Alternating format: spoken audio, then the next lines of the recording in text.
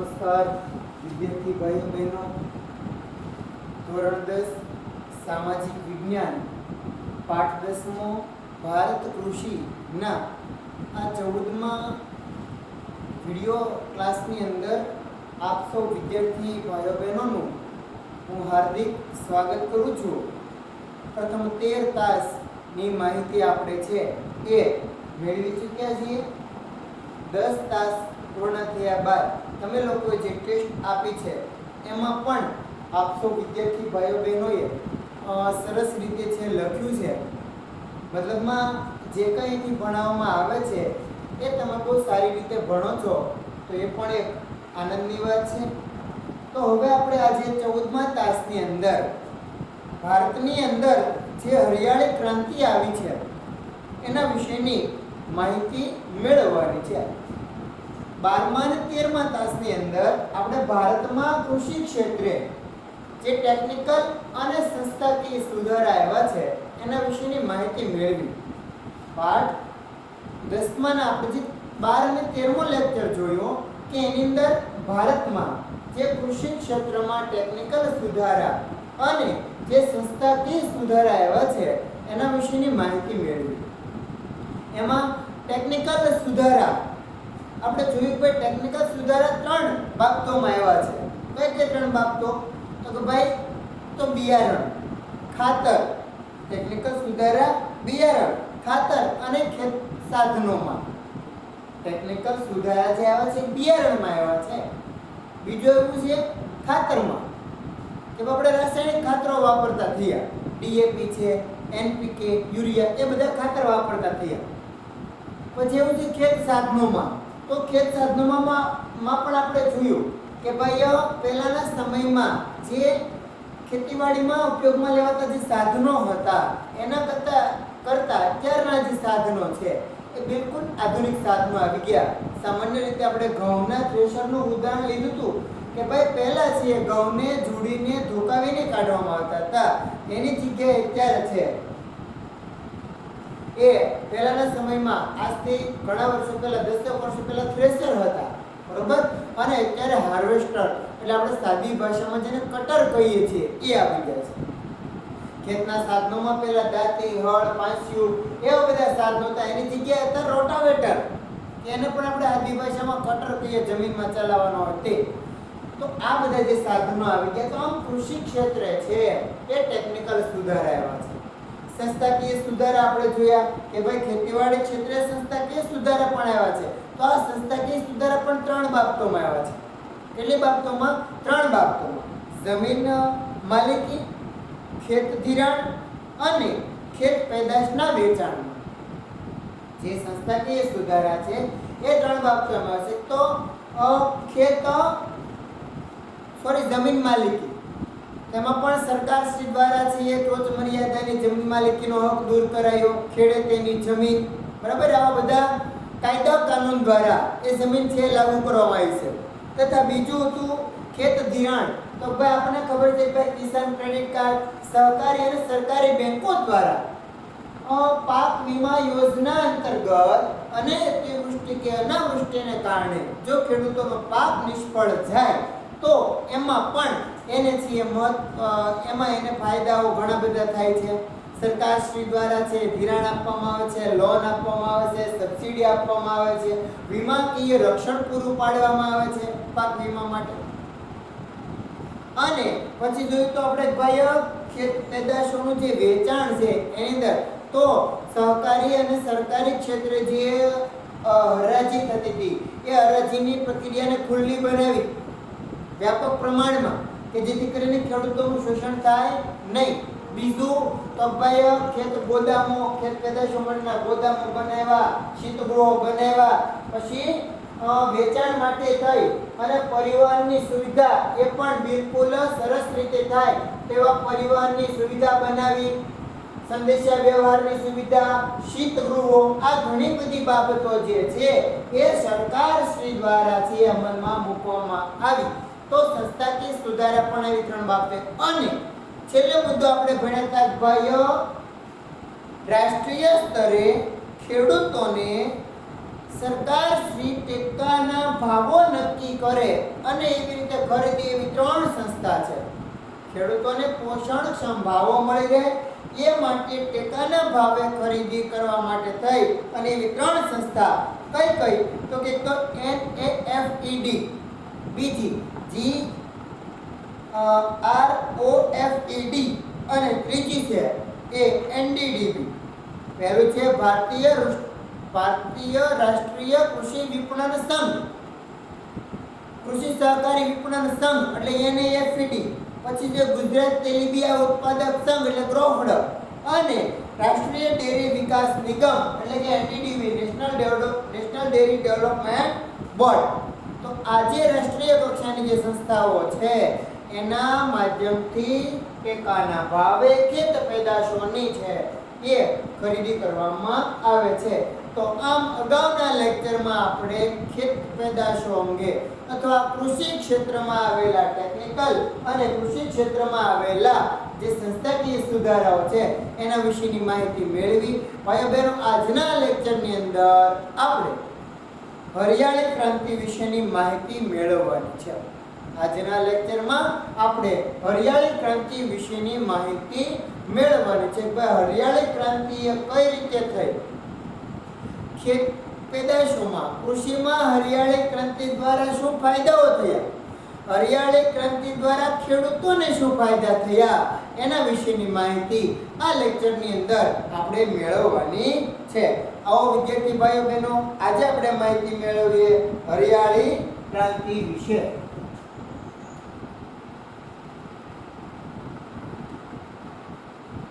હરિયાળી ક્રાંતિ આજે આપણે ભણવાનું છે હરિયાળી ક્રાંતિ વિશે.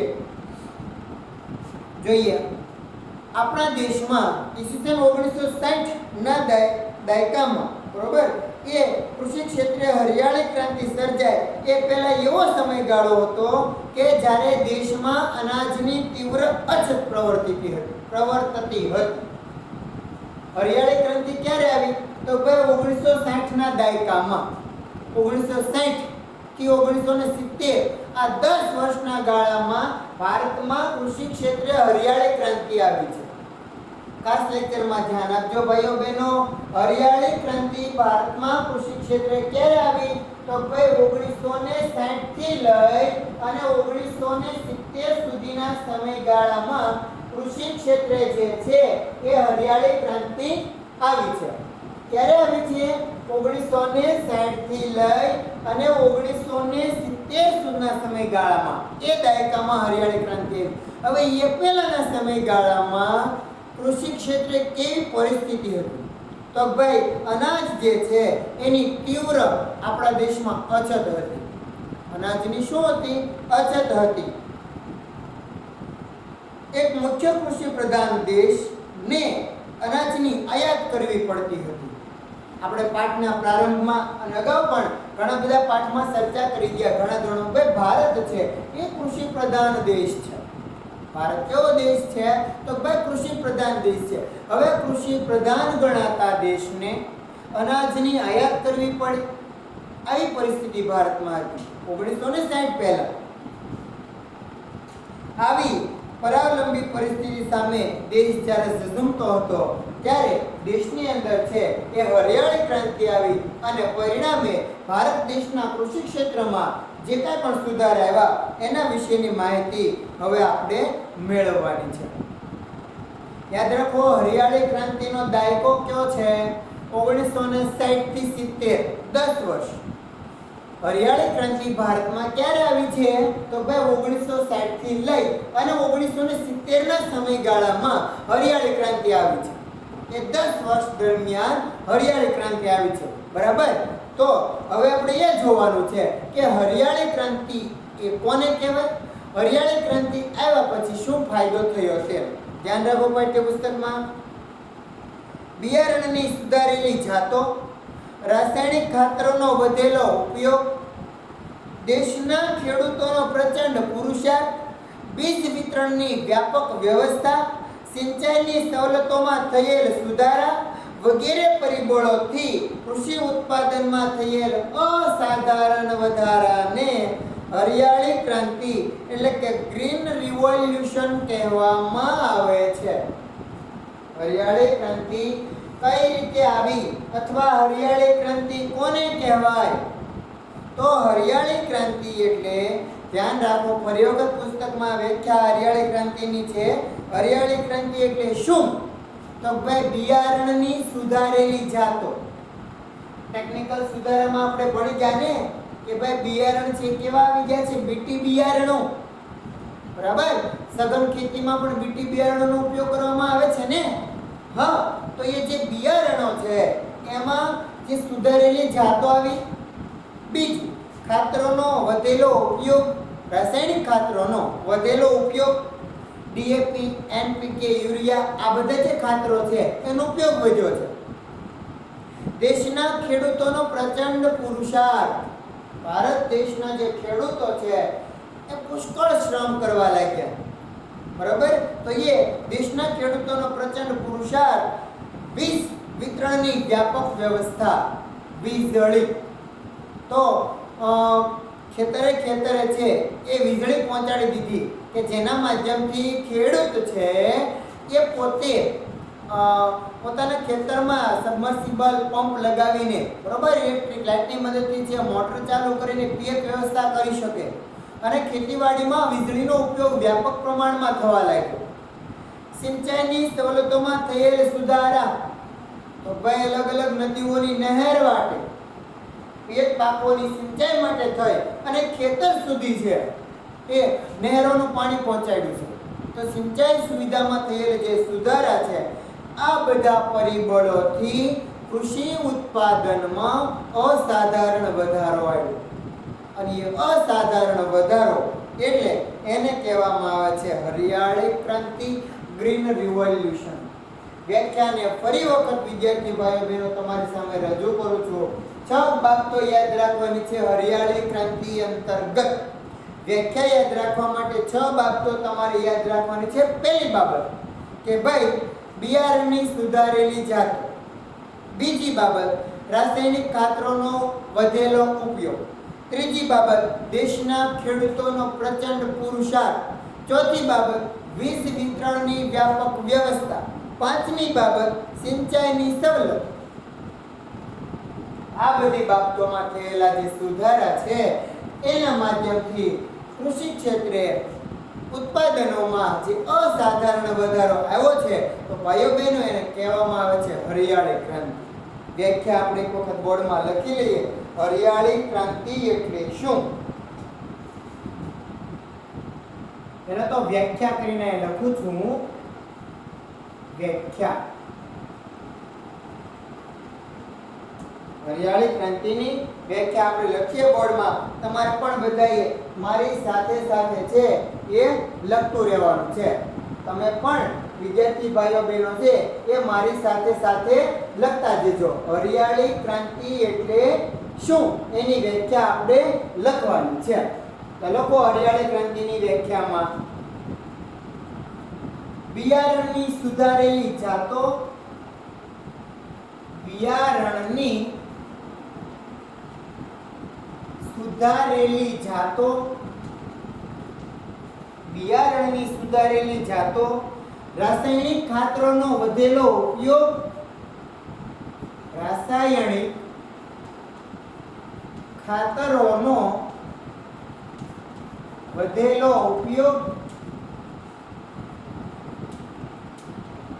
વીજ વિતરણની વ્યાપક વ્યવસ્થા. વીજ વિતરણની વ્યાપક વ્યવસ્થા.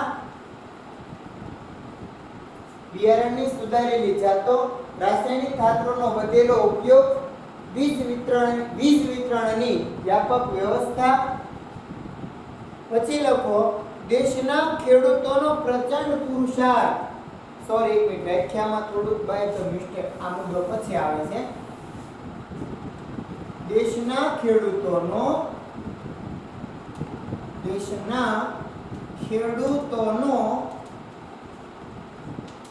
પ્રચંડ પુરુષાર્થ. વીજ વિતરણની વ્યાપક વ્યવસ્થા, વીજ વિતરણની વ્યાપક વ્યવસ્થા અને વીજ વિતરણની વ્યાપક વ્યવસ્થા અને સિંચાઈની સવલતોમાં થયેલ સુધારા, સિંચાઈની સવલતોમાં થયેલ સુધારા થકી કૃષિ ઉત્પાદનોમાં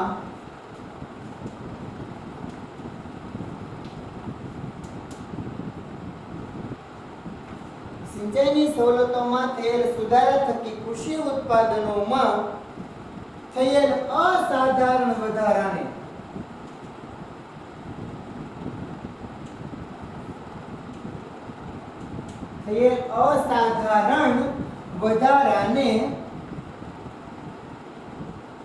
હરિયાળી ક્રાંતિ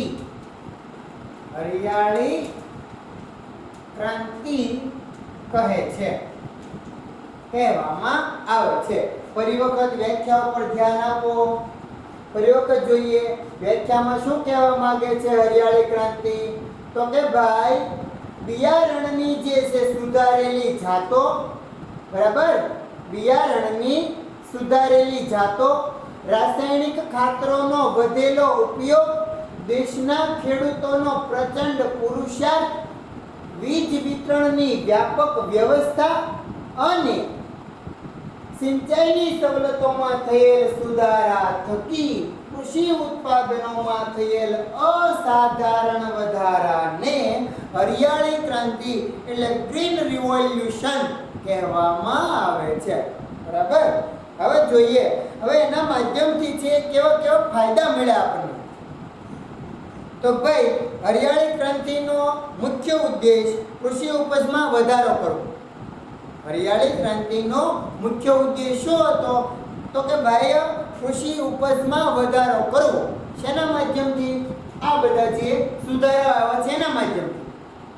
તો કૃષિ ઉપજમાં વધારો લાવવાનો છે, ખેડૂતોને વધુ પ્રમાણમાં રાસાયણિક ખાતર અને કીટનાશકોનો ઉપયોગ કરવા માટે પ્રેરિત કરવામાં આવ્યા અને કૃષિ ઉપજમાં વધારો કરવાના લક્ષ્યને પણ હાંસલ કરવામાં સફળતા મળી. ભાઈ બહેનો, પહેલો સુધારો કયો સુધારો? તો ભાઈ હરિયાળી ક્રાંતિનો મુખ્ય ઉદ્દેશ હતો. કયો ઉદ્દેશ હતો?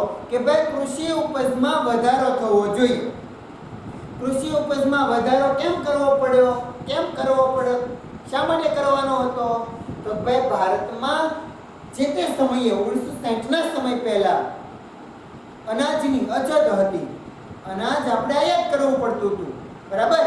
તો અનાજની જે આયાત કરવી પડતી હતી એ આયાત ન કરવી પડે એ માટે થઈ અને ખાસ કરી અને કૃષિની ઉપજ જે છે એમાં વધારો કરવાનો હતો અને વધારે પ્રમાણમાં ખેડૂતોને રાસાયણિક ખાતરો અને કીટનાશકો એટલે કે જંતુનાશક દવાઓ છે એ વાપરવા માટે પ્રેરિત કરવામાં આવ્યા કે ભાઈ તમે ખેતરમાં વધારેમાં વધારે રાસાયણિક ખાતરો વાપરો, તમે ખેતરમાં વધારેમાં વધારે જંતુનાશકો છાંટો કે જેથી કરી અને પાક ઉત્પાદન વધે.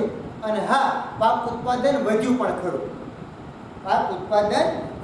ખરું. એ જે પાક કૃષિ ઉપજમાં જે વધારો કરવાનો હતો એ લક્ષ્યમાં સફળતા મળી. હરિયાળી ક્રાંતિથી ઘઉં અને ડાંગરના પાકમાં વિક્રમજનક ઉત્પાદન થયું છે. હરિયાળી ક્રાંતિના માધ્યમથી ઘઉં અને ડાંગર આ બંને પાકો છે તો એની અંદર ખાસ કરી અને વધારેમાં વધારે વિક્રમજનક ઉત્પાદન થયું છે. હરિયાળી ક્રાંતિ દરમિયાન 1960 થી લઈને 70 દરમિયાન વધારેમાં વધારે ઉત્પાદન મળ્યું છે. દેશમાં પહેલા જ્યાં ખાદ્ય અન્નની અછત હતી ત્યાં આજે અનાજના પર્યાપ્ત ભંડારો છે. હરિયાળી ક્રાંતિના માધ્યમથી જે કાંઈ પણ સુધારા વધારા આવ્યા છે એ સુધારા વધારા તો કઈ રીતે? કે ભાઈ જ્યાં અનાજની અછત હતી એવા વિસ્તારોમાં જે પર્યાપ્ત અનાજના ભંડારો ભરેલા છે, અનાજની છત થઈ ગઈ છે મતલબમાં. નેક્સ્ટ જોઈએ એક સમયે ભારતમાં દુષ્કાળ સમયાંતરે અનુભવાતો પ્રકોપ હતો. એક સમય એવો હતો કે જ્યારે ભારતમાં દુષ્કાળ પડે તો એક પ્રકોપ અનુભવાય એવું લાગે. હરિયાળી ક્રાંતિ પછી તેની ખાસ અસર જોવા મળી નથી, કારણ કે અનાજ છે એ વધારે ઉત્પન્ન થતું અને અનાજનો આપણે સંગ્રહ કરતા, એટલે એકાદ વર્ષ વરસાદ ન પડે તો પણ એ સંગ્રહાયેલું જે અનાજ છે એનો ઉપયોગ આપણે કરી શકીએ. અનાજ સંગ્રહ છે થતો એટલા માટે થઈ અને અછત છે એ ખાસ કરીને વર્તાતી નહીં. અનાજના બફર સ્ટોકને કારણે દુષ્કાળ કે અછતની પરિસ્થિતિનો સામનો છે એ સરળતાથી કરી શકાતો. આ હરિયાળી ક્રાંતિનો ફાયદો છે. પછીનો ફાયદો જોઈએ. અન્ન ક્ષેત્રે દેશનું સ્વાવલંબન એ હરિયાળી ક્રાંતિની સીમાચિહ્ન રૂપ, બરોબર, એ ખાસ કરી અને એક ઐતિહાસિક સિદ્ધિ છે. હરિયાળી ક્રાંતિના માધ્યમથી આપણે જે અન્ન ક્ષેત્રે સ્વાવલંબી બન્યા. નહીતર આપણે બીજા દેશો પાસેથી અનાજ લાવવું પડતું હતું, પણ એ પછી અનાજ તે લાવવું પડતું નહીં, કારણ કે હરિયાળી ક્રાંતિ સર્જાય અને એ હરિયાળી ક્રાંતિ પછી આપણો ભારત દેશ છે એ અનાજ ક્ષેત્રે સ્વાવલંબી બની ગયો. અન્ય કોઈ પણ દેશ પાસે ભારતને છે એ હાથ લંબાવવાની, એટલે કે અનાજ માટે છે એ હાથ લંબાવવાની જરૂર પડી નહીં. તો ભાઈઓ બહેનો, આટલી અસરો હરિયાળી ક્રાંતિ પછી ભારત દેશમાં અનુભવાણી છે. સમજાણું છે બધાને? મારે છે ને એક દી એવો લેક્ચર લેવો છે, આ તમે કોઈને કહેતા નહીં, આ પછી મારી ને તમારી વચ્ચેની વાત છે હો. એક દિવસ મારે એવો લેક્ચર લેવો કે ક્લાસમાં એન્ટર થવું પહેલા અને પછી લખવું બધું ભાઈ વિષય સામાજિક વિજ્ઞાન, પાઠ 10મો કૃષિ, તાસ આ પાઠ પૂરો થાય પછીનો તાસ લખશું. પછી અહીં ઊભું રહ્યું તમારી સામે અને તમને કેવું, વિદ્યાર્થી ભાઈઓ બહેનો, આજનો આપણો ક્લાસ વાંચવા માટેનો ક્લાસ છે, રીડિંગ માટે. એટલે હું તમારી સામે એમના માટે મારીશ અને તમારે વાંચવાનું. 1 કલાકનો તાસ લેવો છે. તમારે શું કરવાનું છે? બધાએ વાંચવાનું છે અને હું તમારી સામે આટા મારીશ. એને તો એ રીડિંગ ક્લાસ ગોઠવો. આ ક્લાસમાં તો બોલી થાકી જાવ છું ભણે. એટલે ક્યારેક આપણે સ્કૂલ શરૂ અત્યારે કરીએ ને કે ભાઈ ચાલો આજે વાંચો બધા, એવી રીતે મારે વિડીયો ક્લાસ પણ એવો લેવો છે કે વાંચવાનું. એમાં તમારે બધાએ વાંચવાનું, ચોપડીમાં જોઈને, ફોનની સામે પછી નજર રાખવાની અને પુસ્તકમાં જોઈએ રાખવાનું અને વાંચી રાખવાનું. 1 કલાકનો ક્લાસ આપણે લેશું. તો બધા તૈયાર છો ને આ ક્લાસ માટે? એને બસ હવે પછીનો ક્લાસ આપણો છે આ પાઠ પૂરો થશે, હજી 2 ક્લાસ જોશે આ પાઠમાં, પછી આપણે સી આવો તાસ લેવાનો છે, રીડિંગ ક્લાસ, બરાબર, વાંચવા માટેનો ક્લાસ. ઓકે, તો હરિયાળી ક્રાંતિ વિશે થોડી નોંધ કરી લઈએ. એ ક્લાસનું પછી વિચારજો બધા, એ લિસ્ટ તારે હું તમને કહીશ. અત્યારે હરિયાળી ક્રાંતિમાં આવી જાઓ. એક વખત વ્યાખ્યા વિદ્યાર્થી ભાઈઓ બહેનો ફરી વખત બોલું છું, વ્યાખ્યા ખાસ સમજી લેજો, મગજમાં ઉતારી લેજો. હરિયાળી ક્રાંતિ વિશે પરીક્ષામાં તમારે પૂછાવાનું છે, બરાબર? એટલે ખાસ યાદ રાખજો, હરિયાળી ક્રાંતિ એટલે શું? તો ભાઈ હરિયાળી ક્રાંતિ એટલે બિયારણની સુધારેલી જાતો, રાસાયણિક ખાતરોનો વધેલો ઉપયોગ, દેશના ખેડૂતોનો પ્રચંડ પુરુષાર્થ, વીજ વિતરણની વ્યાપક વ્યવસ્થા અને સિંચાઈની સવલતોમાં થયેલ સુધારા થકી કૃષિ ઉત્પાદનોમાં થયેલ અસાધારણ વધારાને. આ 5 બાબતો વડે એ કૃષિમાં અસાધારણ વધારો થયો છે, તો એને હરિયાળી ક્રાંતિ, ગ્રીન રિવોલ્યુશન કહેવામાં આવે છે. હરિયાળી ક્રાંતિની અસરો હવે આપણે લખી લીધી, વ્યાખ્યા બધાએ લખી લીધી છે. હવે આપણે છે હરિયાળી ક્રાંતિની અસરો છે થોડી લખી લે. કેવી અસર હરિયાળી ક્રાંતિના માધ્યમથી ભારતના કૃષિ ખેડૂતોમાં કેવી અસર હરિયાળી ક્રાંતિ વડે થઈ છે?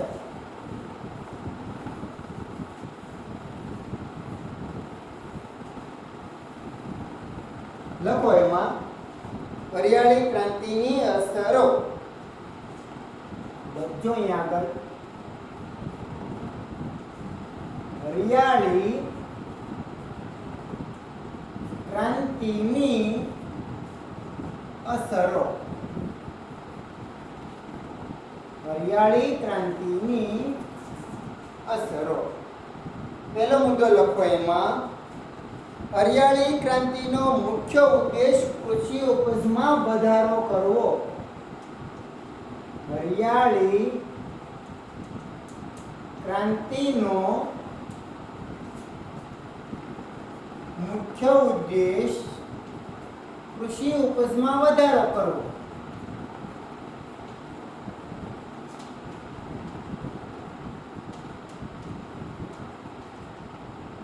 કૃષિ ઉપજમાં વધારો કરવો. ખેડૂતોને વધુ પ્રમાણમાં રાસાયણિક ખાતર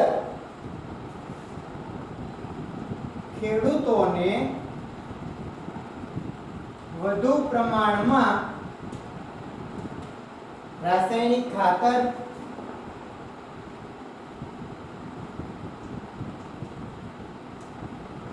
અને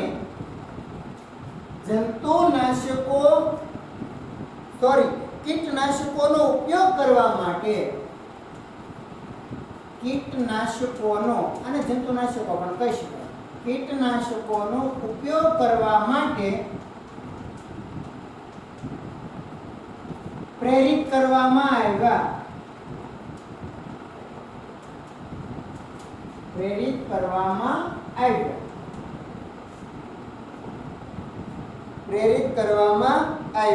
હવે પરિણામે છે બરોબર એ કૃષિ ઉપજનું જે લક્ષ્ય હતું એ લક્ષ્ય આપણું હાંસલ થયું. એમાં પરિણામે કૃષિ ઉપજનું જે લક્ષ્ય છે બરોબર એ પણ પરિણામે કૃષિ ઉપજનું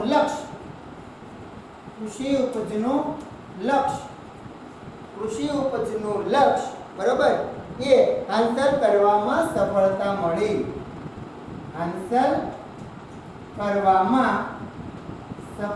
મળી. આ છે કૃષિ હરિયાળી ક્રાંતિની પહેલી અસર. બરાબર કે ભાઈ બીજો મુદ્દો લખો. પહેલી અસર બરાબર કે ભાઈ કૃષિ ઉપજમાં વધારો કરવાનો હતો. કઈ રીતે? તો ભાઈ ખેડૂતોને વધારે પ્રમાણમાં રાસાયણિક ખાતરો નાખવાની છૂટ આપવામાં આવી અને કીટનાશકોનો ઉપયોગ કરવા માટે પ્રેરિત કરવામાં આવ્યા. જેના માધ્યમથી છે એ કૃષિ ઉપજનું લક્ષ્ય હાંસલ કરવામાં સફળતા મળી. બીજો મુદ્દો લખો. હરિયાળી ક્રાંતિથી ઘઉં અને ડાંગરના પાકમાં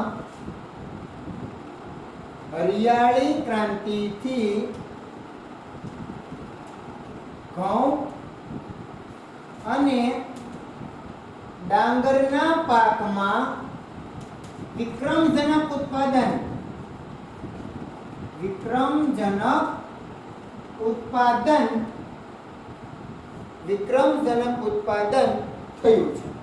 ક્યાં બે પાકો? તો ભાઈ ઘઉં અને ડાંગર. આ બંને જે પાકો છે એ પાકોની અંદર હરિયાળી ક્રાંતિથી વિક્રમજનક ઉત્પાદન થયું. પછી લખો. દેશમાં જ્યાં અનાજની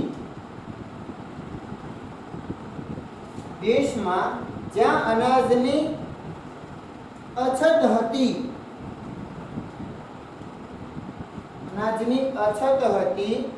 ત્યાં આજે અનાજના પર્યાપ્ત ભંડારો છે.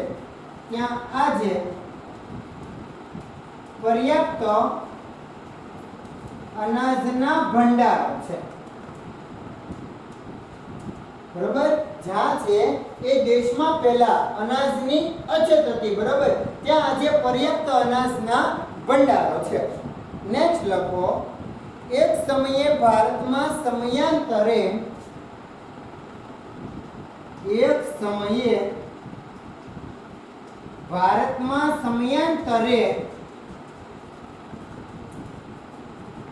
દુષ્કાળનો પ્રકોપ અનુભવાતો.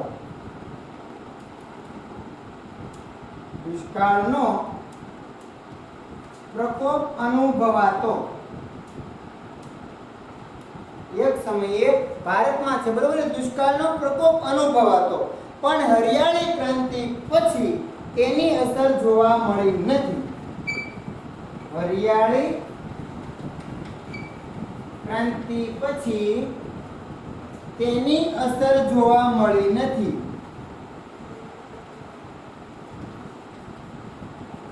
તેની અસર જોવા મળી નથી. હરિયાળી ક્રાંતિ આવી ત્યારબાદ છે એ દુષ્કાળમાં, બરોબર, એ અનાજ, કારણ કે અનાજનો સંગ્રહ થયો છે. લખીએ આપણે કે ભાઈ અનાજના બફર સ્ટોકને કારણે, અનાજના બફર સ્ટોકને કારણે,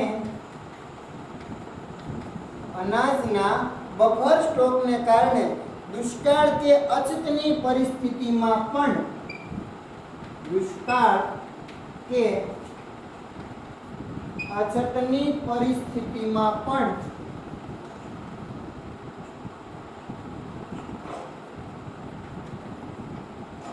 દુષ્કાળ કે અનાજની પરિસ્થિતિમાં પણ સરળતાથી સામનો કરી શકાય છે.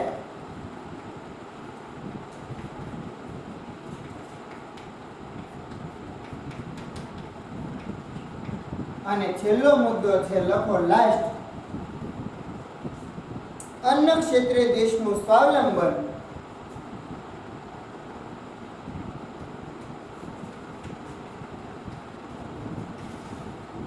અન્ન ક્ષેત્રે દેશનું સ્વાવલંબન એ હરિયાળી ક્રાંતિની સીમાચિહ્ન રૂપ, હરિયાળી ક્રાંતિની સીમા ચિહ્ન રૂપ સિદ્ધિ છે. સિદ્ધિ છે. તો વિદ્યાર્થી ભાઈઓ બહેનો આટલી છે એ હરિયાળી ક્રાંતિની અસરો ભારતની અંદર વર્તાણી છે. કઈ કઈ અસરો વર્તાણી? તો જો બોર્ડમાં લખેલી છે ખાસ કરીને. પહેલા આપણે વ્યાખ્યા ભણ્યા હરિયાળી ક્રાંતિની કે ભાઈ હરિયાળી ક્રાંતિ છે એ 5 બાબતે આવેલી છે. કેટલી બાબતે? 5 બાબતે હરિયાળી ક્રાંતિ આવેલી છે. બિયારણની સુધારેલી જાતો, રાસાયણિક ખાતરોનો ઉપયોગ, દેશના ખેડૂતોનો પ્રચંડ પુરુષાર્થ અને વીજળીની વ્યાપક સુવિધા અને સિંચાઈની સુવિધા એ 1960 થી લઈ અને 1970 ના 10 વર્ષના સમયગાળા દરમિયાનમાં જે કૃષિ ક્ષેત્રમાં, કૃષિ ઉપજમાં જે વિક્રમજનક વધારો, અસાધારણ વધારો આવ્યો, એના માધ્યમથી હરિયાળી ક્રાંતિનું સર્જન થયું. અને એ હરિયાળી ક્રાંતિની આટલી અસરો છે. એ અસરોને ફરી વખત એકવાર રિવિઝન કરી નાખું ઝડપથી કે ભાઈ હરિયાળી ક્રાંતિનો મુખ્ય ઉદ્દેશ હતો કૃષિ ઉપજમાં વધારો કરવો અને ખેડૂતોને છે વધારે પ્રમાણમાં રાસાયણિક ખાતરો અને કીટનાશકોનો ઉપયોગ કરવા માટે પ્રેરિત કરવામાં આવ્યા અને વધારેમાં વધારે છે એ કૃષિ ઉપજનું જે લક્ષ્ય હતું એ લક્ષ્ય હાંસલ કરવામાં ભારતના ખેડૂતોને સફળતા મળી. બીજો મુદ્દો છે કે ભાઈ ઘઉં અને ડાંગરના પાકમાં આ હરિયાળી ક્રાંતિથી વિક્રમજનક ઉત્પાદન થયું છે. દેશની અંદર જ્યાં અનાજની અછત હતી ત્યાં જે અનાજના પર્યાપ્ત ભંડારો વધારેમાં વધારે છે જોવા મળે છે. પહેલાનો સમય એવો હતો કે જ્યારે ભારતમાં છે એ દુષ્કાળનો પ્રકોપ અનુભવાતો હતો, પણ અત્યારે શું થયું કે ભાઈ હરિયાળી ક્રાંતિના લીધે થઈ અને ભારતમાં છે એ અનાજનો સ્ટોક જામ્યો અને એ અનાજના સ્ટોકને કારણે થઈ અને દુષ્કાળનો સામનો સરળતાથી કરી શકાય છે. લાસ્ટ મુદ્દો છે કે અન્ન ક્ષેત્રે ભારત દેશ જે સ્વાવલંબી બન્યો એ સ્વાવલંબી બનવાનું એ ખાસ એક એની હરિયાળી ક્રાંતિની સીમા ચિહ્ન રૂપ સિદ્ધિ છે. તો ભાઈઓ બહેનો હરિયાળી ક્રાંતિ વિશેની આટલી માહિતી છે તમારે યાદ રાખવાની છે. 14મા તાસને આગળ વિરામ આપીએ એ પહેલા તમારે ખાસ હરિયાળી ક્રાંતિ એટલે શું અને હરિયાળી ક્રાંતિની અસર એ શું એની માહિતી તમારે કમ્પ્લીટ યાદ રાખવાની છે. હવે પછીના આગળના લેક્ચરમાં આપણે છે ભારતના અર્થકારણમાં કૃષિનું યોગદાન શું છે તેની ચર્ચા કરીશું. તો આજના લેક્ચરને આગળ વિરામ આપીએ.